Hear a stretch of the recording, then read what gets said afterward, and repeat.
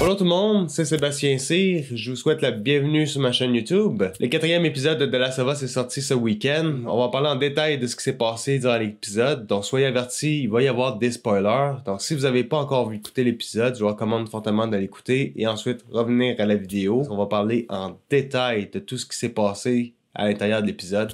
Donc c'est parti. La première chose que j'aime avec cet épisode-là, c'est que on voit vraiment Ellie et Joel qui ont cette connexion-là, qui commencent à se développer davantage. Ils apprennent à se connaître vraiment. Parce qu'à un moment donné, elle trouve un livre de blagues qu'elle va s'essayer sur Joel.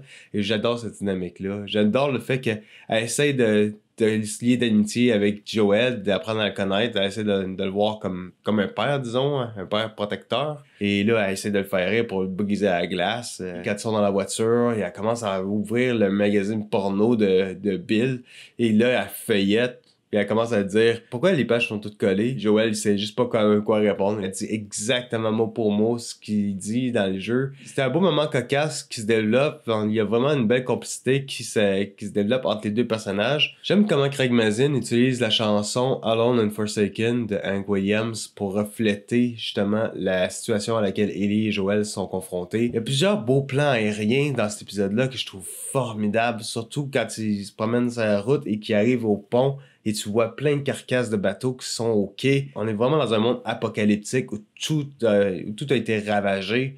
C'est incroyable comment la cinématographie est belle là-dessus. On dirait que Craig Mazin a l'œil pour créer des personnages fort attachants, avec un côté humain. J'aime bien comment à plusieurs reprises, Ellie essaie vraiment de briser la glace avec Joel et lui, en faisant des blagues constamment. C'est amusant, j'aime ça. Ça crée une bonne complicité entre les personnages. C'est super. À partir du moment où on arrive à la ville, c'est là que les problèmes commencent à se développer. À ce moment précis, Ellie et Joel arrivent à la ville, ils se rendent compte que les voitures bloquent le passage. Craig Mazin arrive encore à nous surprendre grâce à ses talents de conteur d'histoire, où est-ce qu'il crée cette grosse tension dramatique qui se passe. On s'entend pas à ce que Ellie et Joel tombent dans un piège, un peu comme dans le jeu vidéo, où est-ce qu'il y avait un individu qui faisait semblant d'avoir été atteint par balle. Joel sent qu'il y a quelque chose qui cloche avec cet individu, qu'il sait qu'ils sont dans un piège. La scène de fusillade est tellement intense. Tu vois Joel et Ellie qui sont en danger, ils se font canarder un peu partout, les ennemis les entourent. J'aime le travail sonore à ce moment-ci, parce que à ce moment-là, on n'a pas besoin de voir ce qui se passe, on fait juste entendre les coups de feu, les cris, les combats, ça résonne dans notre tête et c'est juste hyper réaliste. Comme dans le jeu, Joel est confronté avec quelqu'un qui l'attaque de derrière. Je trouve intéressant que dès le moment où elle ouvre le feu sur le jeune adolescent, elle est en choc parce que c'est la première fois qu'elle ouvre le feu sur quelqu'un. Ça nous frappe parce que on pense que c'est juste des méchants, mais c'est juste des êtres humains bien ordinaires. Le jeune, il supplie qu'on le laisse en vie. Et là, Joel, il dit à Ellie d'aller se cacher. À ce moment-là, on n'a même pas besoin de voir la scène. Tout ce qu'on voit, c'est juste Ellie qui s'en va retourner dans la faille, elle va se cacher. Elle entend tout ce qui se passe. Et nous-mêmes, on entend ce qui se passe. On n'a même pas besoin de voir Joel utiliser le poignard que le jeune avait pour le terrasser. On fait juste entendre les cris, les suppliments du jeune. Tout comme Ellie, on sent coupable de la situation, on voudrait intervenir.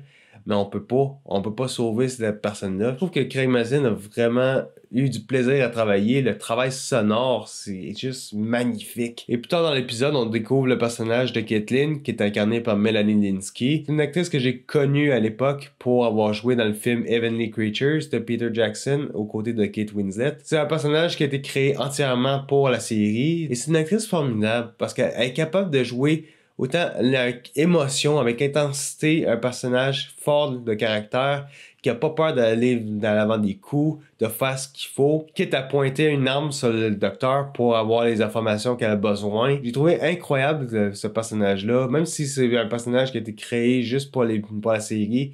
Je trouve quand même que c'est un personnage assez habile et vraiment bien écrit. Ça risque d'être un adversaire coriace pour Joel et Ellie, font face à de nombreux problèmes. T'as la milice qu'ils ont à leur recherche, qui sont en train de fouiller un peu partout dans les immeubles. Ils défoncent tous les murs, toutes les portes pour essayer de les trouver. Et à un moment donné, on arrive justement avec Ellie et Joel qui sont dans un building en train de les observer. C'est à partir de ce moment précis où leur lien commence vraiment à se former, où est-ce que les deux commencent à se faire vraiment confiance. Il y a cet échange qui se fait entre les deux, où est-ce que Joel réalise que toute la culpabilité que Ellie, elle a vécue à cause de la mort du jeune garçon. C'est un vrai moment émotionnel qu'on nous découvre.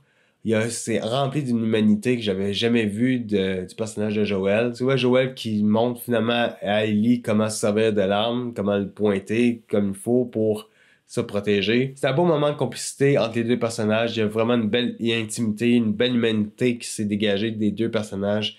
Et c'était un moment vraiment émouvant. On arrive enfin à la fin de l'épisode où Ellie et Joel rentrent dans un établissement et c'est la cage de l'armée. Et c'est à ce moment précis que j'adore le jeu de Bella Ramsey. Tout le long de l'épisode, elle cherche à connecter avec Joel et à faire des blagues. Et là, enfin, elle réussit à le faire craquer, à le faire rire. Et voir les deux, comment tout le long de cet épisode-là, ils ont fini par réellement connecter comme un père et une fille.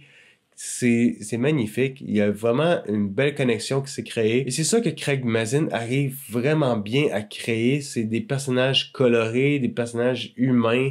On s'attache à chacun d'entre eux. La cinématographie est magnifique. Les scènes d'action sont super. Le travail sonore dans cet épisode-là est incroyable. À chaque moment, il y a de la tension qui se crée dans l'air. C'est un autre bel épisode que Craig Mazin nous délivre et je suis bien content de le voir et j'ai très hâte de voir le prochain épisode qui sort vendredi. Et dans le prochain épisode, on va vraiment voir le visage de Henry et Sam qu'on y découvre à la fin. J'ai très hâte de voir le prochain épisode, ça va vraiment être intense. C'était mes commentaires sur l'épisode 4 de The Last of Us. Je vous remercie beaucoup d'avoir écouté ma vidéo. J'espère que ça vous a plu. Si c'est le cas, dites-moi en commentaire ce que vous avez pensé de l'épisode et on se retrouve la semaine prochaine pour le prochain épisode. Comme toujours, je vous souhaite à vous tous, mes amis, bon cinéma.